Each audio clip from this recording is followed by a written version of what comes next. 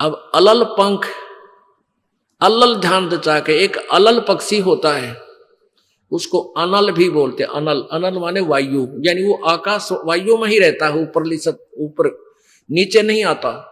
वो अंडे भी ऊपर ही दे देती है वो अलल पक्षी मादा, और उन अंडों को हवा में छोड़ देती है और ऐसे स्थान पर अंडे देती है, पैदा करती है कि नीचे केले के बन हो, केले के बन।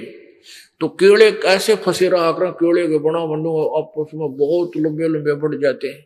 तो वहां आकाश से वो अलल पक्षी बहुत लंबा चौड़ा होता है, वो कम से कम भी सैकड़ों फुट लंबा और 50 फुट की चौड़ाई होती है। इतने बड़े बड़े पर होते हैं उसके, बहुत जबरदस्त लोहे के तौ की तरह, और पंजे होते हैं जैसे नो चमटिया की तरह, खुर जैसे बहुत जबरदस्त नाकुले, बहुत मजबूत, और 4 पैर होते हैं उसके, पक्षी होता। तो वहां से अंडे छोड़ देती है भगवान हवाला है।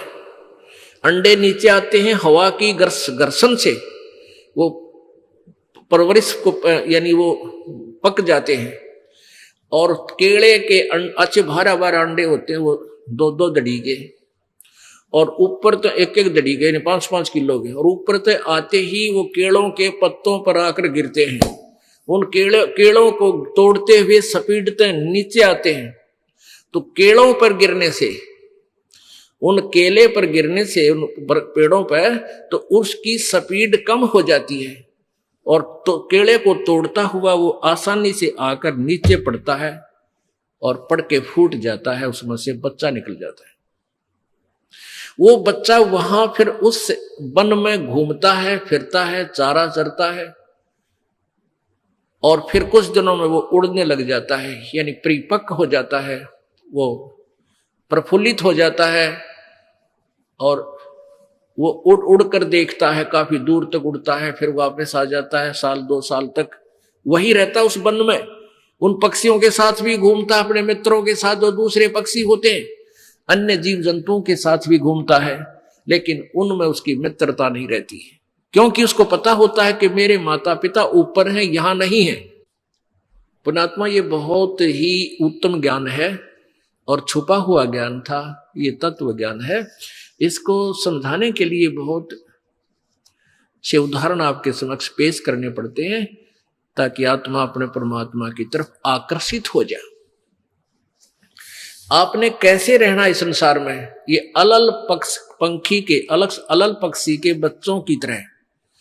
अब वो यहां आए, यहां आसपास उस वन में पक्षी पशुओं के साथ रह रहे हैं, लेकिन उन एक पल भी वहां जाने को नहीं भूलते कि एक बार हम उड़न जोगे हो जावा, उसी दिन भाग जावांगे यहां से, हम जवान हो जावे तो उसी समय चल पड़ेंगे।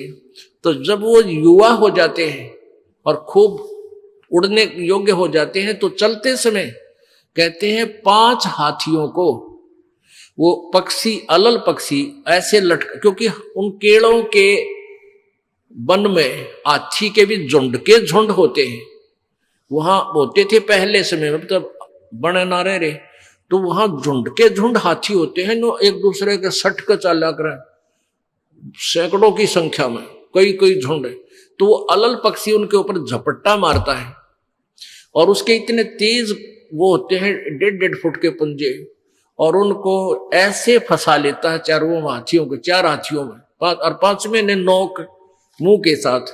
कहते 5 हाथियों को उठाकर वो अलल पक्षी आकाश में चला जाता है अपने माता पिता के पास, और फिर उनका आहार लेकर जाता है, वो आहार उससे उनसे करते हैं।